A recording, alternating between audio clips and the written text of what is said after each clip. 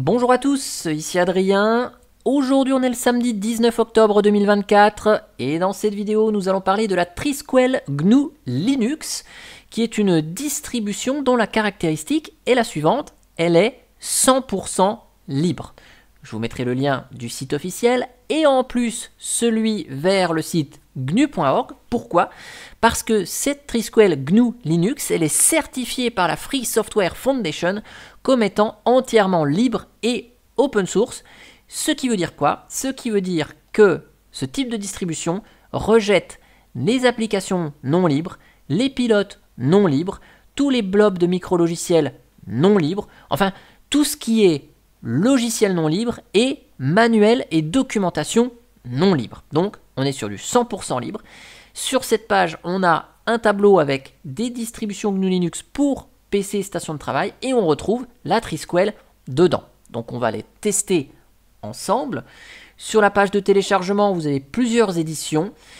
Le choix par défaut, c'est avec Mate, l'environnement de bureau Mate. Je vais utiliser cette édition-là, bien qu'on ait une version avec KDE Plasma, mais vous voyez, au niveau des traductions préinstallées, on va retrouver que de l'anglais et de l'espagnol. Donc j'ai vraiment envie de vous montrer une distribution en français. Et donc je vous bascule sur la carte d'acquisition, puisqu'on ne va pas tester cela à travers une machine virtuelle comme on le fait dans la plupart des vidéos. Ici, j'ai envie de vous montrer ça sur le PC de test, vraiment une machine physique, pour voir comment ça se comporte avec du vrai matériel, une distribution 100% libre. Et est-ce qu'on peut vraiment l'utiliser ici? Donc vous connaissez le PC portable de test qui est un Dell Latitude E5530. Ici, je démarre sur l'image d'installation de la Trisquel et installer dans un premier temps le système. Assez rapidement, vous allez reconnaître l'outil d'installation, la Trisquel Linux, puisque elle est basée sur la Ubuntu 22.04 LTS et donc on va avoir le même outil d'installation qu'on retrouvait dans Ubuntu. Je vais juste axer cette présentation de l'installation juste sur les points spécifiques à Trisquel. Donc vu que je suis en mode clone, je vous bascule l'outil d'installation sur l'écran qui est filmé. Donc je fais l'installation en français. Ici, on a la possibilité de se connecter à un réseau Wi-Fi. Vous voyez, j'ai deux cartes Wi-Fi dans cette machine. Une carte Broadcom et une carte Atheros. Il n'y a que l'Atheros qui est reconnue.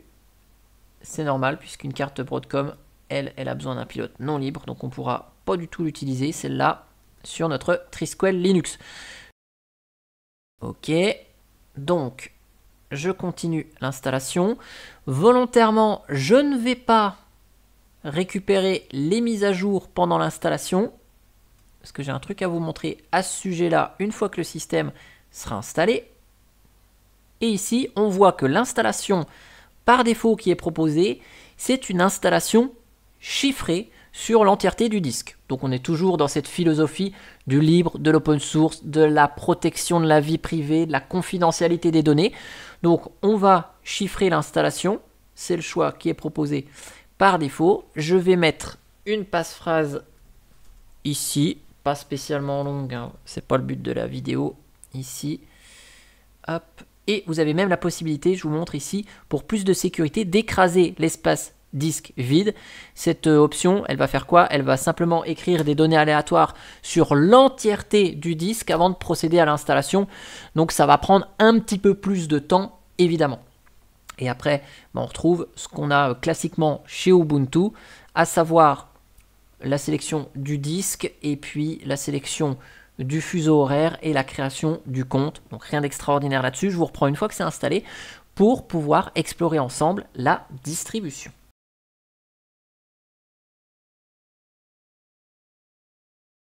Hop, donc l'install est terminé. On va redémarrer le système comme vous avez l'habitude de voir dans les vidéos. Donc, le système redémarre.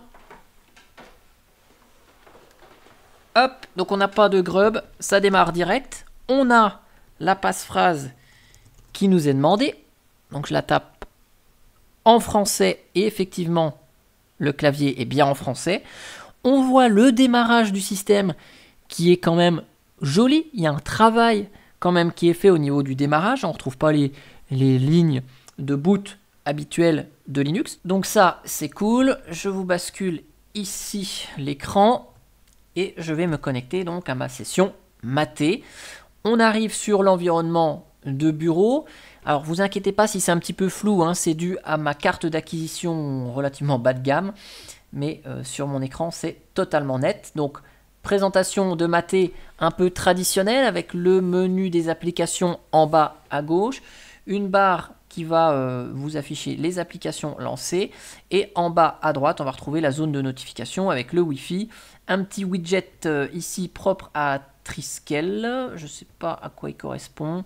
Ok, c'est l'outil de mise à jour ici, donc on a 297 mises à jour. On va installer les mises à jour dans un premier temps, puisque je vous ai dit qu'il y avait un petit point à noter sur la partie mise à jour. Donc on fait les mises à jour et on va voir ce que ça donne. Le Wi-Fi, gestion de la batterie, ok, gestion du son, donc il y a du son, ça, il n'y a pas de souci.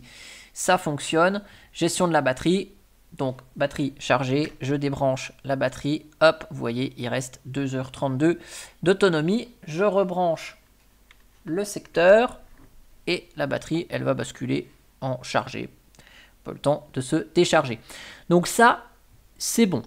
Au niveau, ici, du gestionnaire de fichiers, donc on est sous Maté, on retrouve les outils de Maté. On a le thème d'icône qui ressemble à ça, le thème de la distribution qui est le même thème, je crois, qu'on a dans Xubuntu, dont j'ai oublié le nom, ici, hop, donc je vous laisse ça là.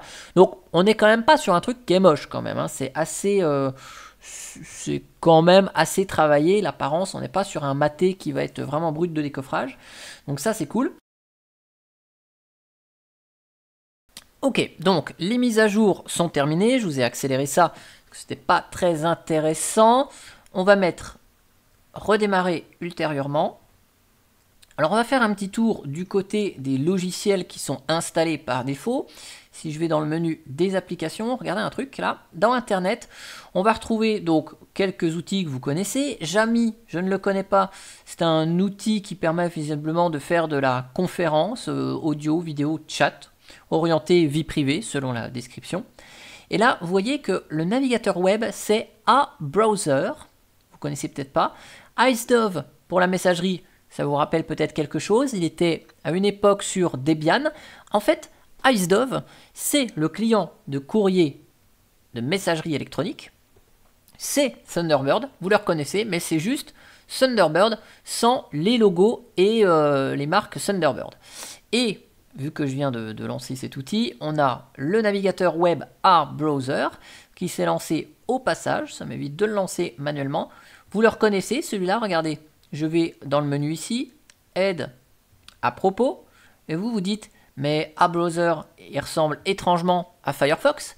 Eh bien oui, c'est Firefox, mais qui est dépouillé de ces logos, ces marques qui ne sont pas libres de droit.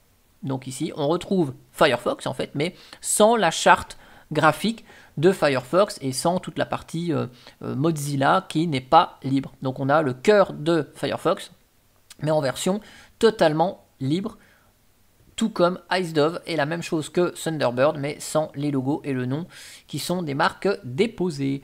Voilà, donc ça c'est pour la partie ici Internet.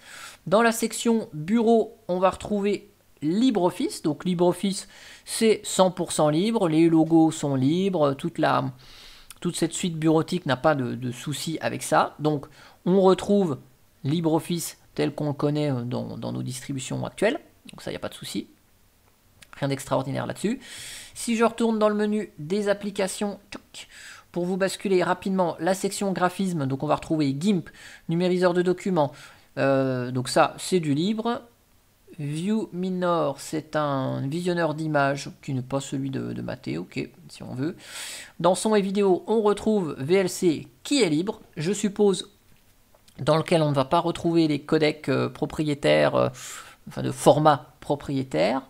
On a Rhythmbox pour avoir une gestion complète de sa collection musicale. On a Brasero pour graver des CD. Ok, on a quelques jeux, bon, pas très important. Dans les accessoires, on va retrouver des outils libres, rien d'extraordinaire là-dessus. Et dans Autres, on a un outil Back in Time qui permet de faire des sauvegardes de notre système. On va retrouver le moniteur système maté. Ok, donc là, mon système qui tourne depuis un petit moment fonctionne avec 1 Go de RAM. Et vous avez vu, d'un point de vue processeur, ça prend pas tant de ressources que ça. Système de fichiers, donc une fois le système installé, on a 8 Go 6 qui sont pris sur le système. Ok, donc c'est pas extraordinaire de ce côté-là. Si je vais dans Système, on voit qu'on utilise Maté 1.26 et surtout on voit le noyau qui est un noyau 5.15. C'est celui de Ubuntu mais qui est recompilé par l'équipe de Trisquel. Ça se voit pas ici, on pourrait le voir avec un unem-a, mais c'est un noyau qui est recompilé par Trisquel et qui a été épuré de tout le code non libre qui est disponible par défaut. Dans le noyau Linux, on a des composants non libres, donc ça a été supprimé par l'équipe de Trisquel. Je ne peux pas vous le montrer pour le moment parce qu'on n'a pas de terminal qui est livré par défaut dans Trisquel ici. Donc on va voir comment installer une application à travers l'outil d'ajout suppression d'application. Donc vous voyez, on est sur un outil qui fait penser un petit peu à ce qu'on avait il y a très longtemps sur Ubuntu. Donc c'est cet outil-là qui est utilisé. Il est assez simple, mais franchement, il fait le taf. Donc là, je vais chercher Maté Terminal pour l'installer. Ici. Ah bah il est déjà installé, ok. Je ne l'ai pas vu dans le menu. Donc si je fais un petit Alt F2, Maté Terminal. Ah bah voilà. Ça, c'est ce que je voulais vous montrer ici, avec un petit unem-a.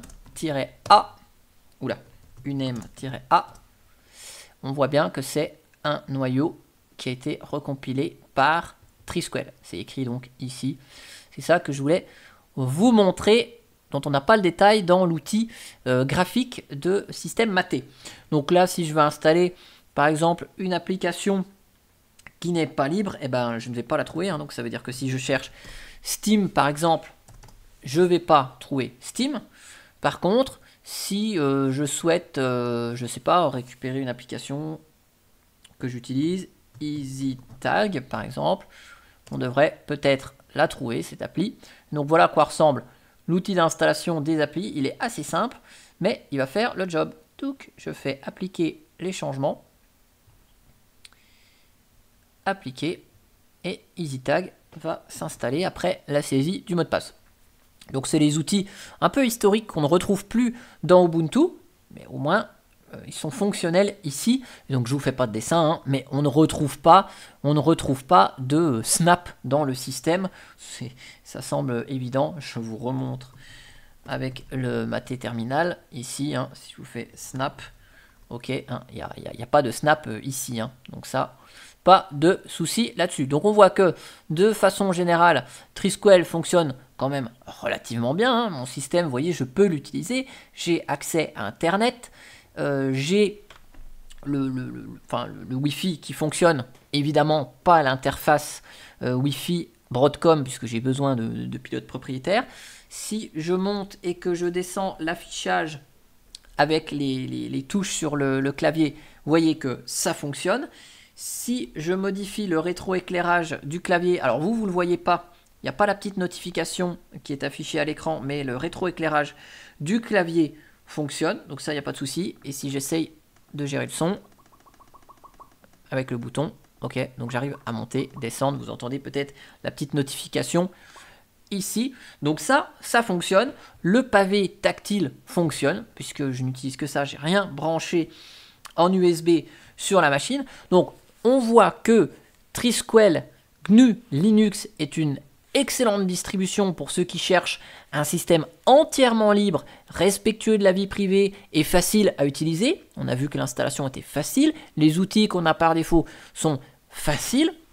L'interface Maté a été modernisée, ce qui nous fait un environnement de bureau plutôt familier. On ne retrouve pas la disposition un peu exotique qu'on a par défaut sur Maté. Les performances, elles sont là, ça marche bien.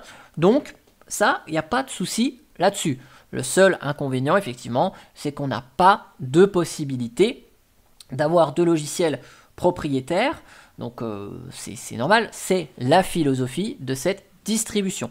En tout cas, j'espère que cette présentation de la Trisquel GNU Linux vous aura plu. N'hésitez pas à laisser un commentaire si vous avez des questions ou que vous avez des informations supplémentaires à apporter sur cette distribution GNU Linux. N'hésitez pas aussi à me dire si vous avez testé d'autres distributions qui sont présentes par défaut dans... Oups là, je vous ferme ça. Qui sont par défaut présentes dans cette liste de distribution. Peut-être que vous avez un retour d'expérience sur le sujet, sur une autre distribution qui est listée ici. Et moi, je vous dis à bientôt pour une prochaine vidéo. Allez, ciao, ciao, bye bye.